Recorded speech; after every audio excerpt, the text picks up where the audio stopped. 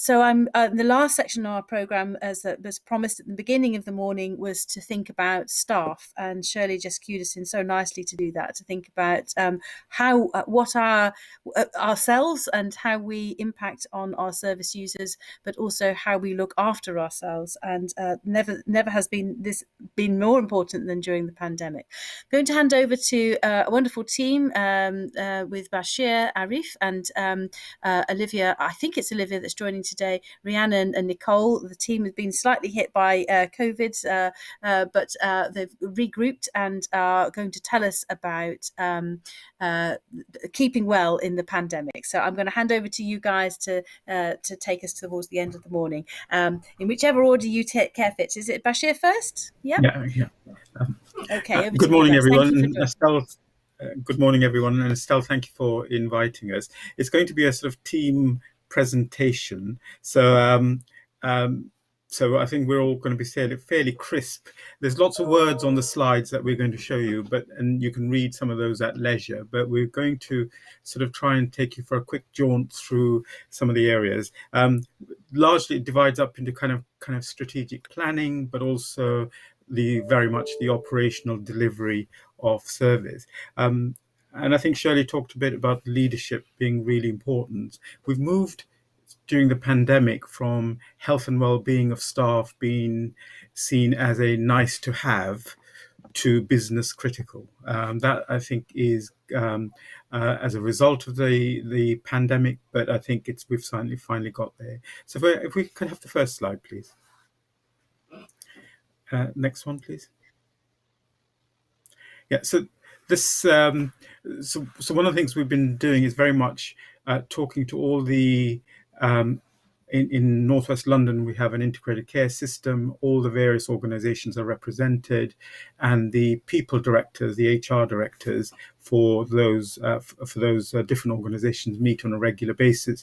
So we've been using that as the forum to really pass some key messages upwards, as well as we have a program board for all our Keeping Well work, which has a range of people from across the organisations, both trust, but primary care and social care as well within that.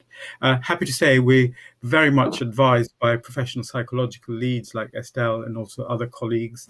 And I really like the idea that Estelle mooted earlier about chief psychological officers advising boards. I think it would be a very valuable addition going forward. We've discussed the model, and the model that is shown on there. It might be too small for many people to see, but it's this sort of adapted from the Zunin and Myers model of the stages of the crisis. And as you can see in this sort of first wave, we were in that honeymoon period where everybody was getting together and really making a big effort to change things and do things well. And sadly, we're then sort of in the disillusionment phase with many staff feeling tired, exhausted, and run down through various peaks of the pandemic. And where the chevron says where we think we are at the moment, which is it's still in the disillusionment stage. The sort of reconstruction recovery phase has yet to happen, and there's lots of kind of work underway of what we're doing around that. We've reviewed our plan, and the plan really involves supporting staff, but also supporting managers and senior leaders to be more compassionate in their behaviours. And one of the things that we are very clear about, so one of the most effective interventions is for managers and leaders to role model clear, decisive and compassionate behaviours going forward. Also, to try and get rid of what we call the stuff that gets in the way, the bureaucracy, the basics bits that don't work within organisations. And so our plan then is sort of short and medium term. If we can go on to the next slide, please.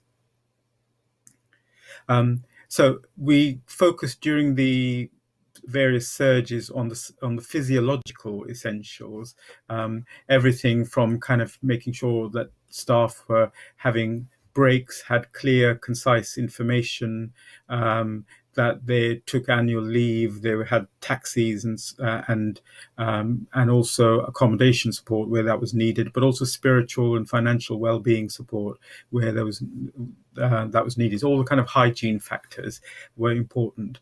We've also done quite a lot of work around compassionate, inclusive leadership behaviours, a lot of work around reflective practice, everything from Schwartz rounds in acute hospitals to compassion circles in the CCG, and also encouraging teams to just check in with each other. Our fundamental belief is teams can help and self-heal each other. So a big focus has been on the OD work that goes with teams. So you see, and obviously very importantly, active listening and psychological conversations. So we think this is a sort of multi-pronged approach. It's not just about having psychological conversations. It's about leadership. It's also about teams, and it's also about the physiological needs.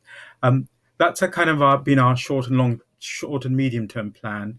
My colleague Liv will take us through the longer term plan. Liv. Yep, so next slide, please.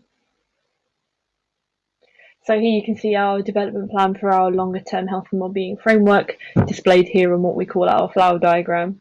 So we have our three main priorities outlined on the left here to bring together the organisational and system-wide staff, mental health response to COVID and beyond, developing the medium and long-term framework for health and wellbeing, and to ensure preparedness for any future COVID surges.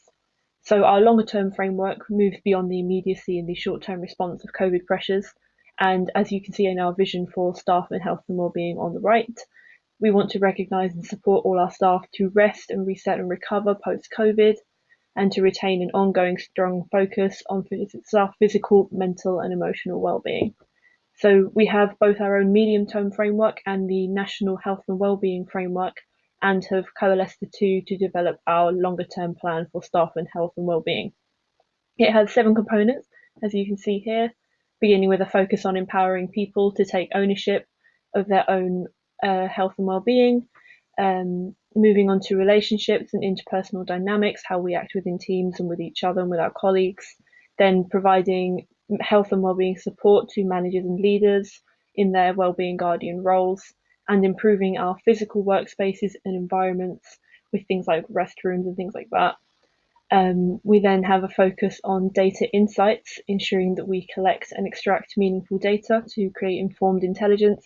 And lastly, professional support from occupational health teams to our health and wellbeing teams, and our very own Keeping Well, who I will pass over to now to talk through the work that they do.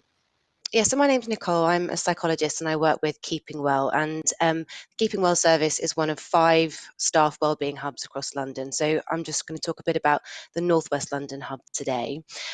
So we provide rapid assessment and support for NHS and care staff across North West London. And at the moment, we're a team of 12 and we're a multidisciplinary team. So we consist of psychologists, CBT therapists, a counsellor, a number of assistant psychologists, a drug and alcohol practitioner, mindfulness practitioner, and a comms and outreach worker. So a very broad kind of range of sort of skills, which we hope kind of contribute to a quite rich offer to staff. We've operated as an MDT since March last year, and the team's sort of been growing since then. Prior to that, the Keeping Well was actually formed in June 2020, but at that point it was an IAPT integrated service. And the diagram on the right hand side there just shows some of the kind of milestones that the service has made over the last 18 months. Thanks. Can we go to the next slide, please? So this slide just lists some of the offers that we can support staff with when they contact us. So I suppose one of our main priorities is that we contact staff and assess staff as soon as possible. So we aim to make contact within 24 hours of somebody getting in touch with us. So following that assessment, there's a number of things that we can support staff with. So that might be signposting to various services or sharing of self-help resources. We provide advice and support, and for some people that might just be enough. Some people just want to have a phone call and to have the space to talk through what might be going on for them. We'll facilitate onward referrals to other NHS services, and in terms of psychological support, for those that might want a talking therapy, which I'd say probably is the majority of staff that contact us, we work in partnership with local IAP services, and staff will be prioritised for assessment and treatment there. In terms of the in-house support, we have quite a broad offer. So we support staff with substance misuse. We have a mindfulness group, which as well as one-to-one support with a mindfulness practitioner. For any staff that are experiencing long COVID, we have 3 different group offers available. And then linking back with what Bashir was saying earlier, we also provide consultation for teams and managers, and that's linked with our Keeping Well Academy, which the next slide I think we'll come to in a bit more detail. So on our website we have something called the Keeping Well Academy, and if we can go to the next slide. What this is, it's a huge resource which essentially provides lots of information based on kind of recent research and guidance about best practice for creating wellbeing environments. And as you can see there, that's around leadership management, building positive wellbeing environments, workforce intelligence, and team support. So we will provide that in addition to the individual offer that we have. I'll hand over to Rhiannon now to talk a bit about some of the things that we've learned. Hi there, thank you, Nicole. So if I can have the next slide, please. So yeah, well, I'm just going to go through what we've learned so far in some of the work we've been doing. So since April 2021, we've had quite a rise, similar increase in referrals, and we've seen a total of 2,389 staff members since June. Our male self-referrals have only constituted to 15% of our referrals, while the North West London ICS workforce is 29%, so we've got a bit of work to do there, which we are working on. In contrast, females make up 85% of our self-referrals, but only 71% of the North West London ICS workforce. We've seen 53% of Keeping Well self-referrals come from BAME staff, while only 45 to 50% make up the North West London ICS workforce. So we're right in the a good number there, but obviously always looking to improve accessibility.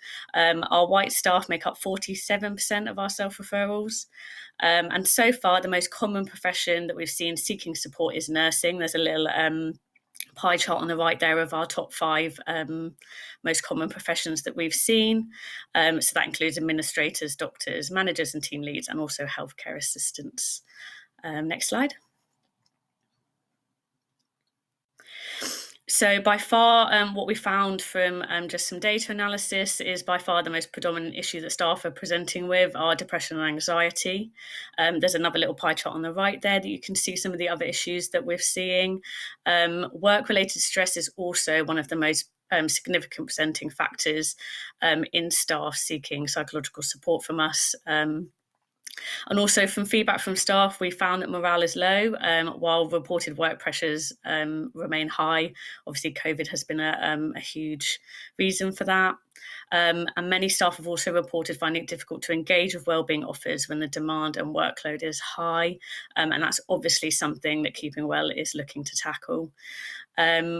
In terms of recovery, of all the 2,389 people who have been referred since June who have had an IAPT intervention, 62% have reached recovery, and this is increasing. This is much higher than the 50% expected from the IAPT service, so we're quite pleased about that, and hopefully it's only going to get better. And I will pass back to Nicole to talk about Keeping Well, North West London, London as a whole, sorry. Thanks, Rhiannon. If we can go to the next slide, I'm just mindful of time, so I'm just going to make quick reference to this. But this, as I said, we are one of the 5 hubs across London, and you can see there the different kind of links to the different areas of London, but there are priorities that are common amongst all. And I know that Bashir, you sort of talked a bit about sort of London-wide kind of offer, and there's just a diagram there about the London Mayor's Healthy Workplace Award, which yeah, feel free to look into if people would like to know more. But I think that's all from us, so thank you very much. Brilliant. Thank you. I don't know if I'm audible. Can you hear me? Yes. Yeah, brilliant. Okay, thanks. It's lovely to see you guys this morning and to hear about that work. When you hear about it in total, just how much has been achieved in a short space of time. So although we have the pandemic to blame, we also have the pandemic in some ways to thank for putting health and well-being so much more squarely on the map, as Bashir said at the beginning. Thank you to that. I hate having to move on, but I do have to, because we promised we'd finish by midday, and so I just want to come back to the Slido that we launched at the very beginning and say a very great thank you to you guys for joining us today.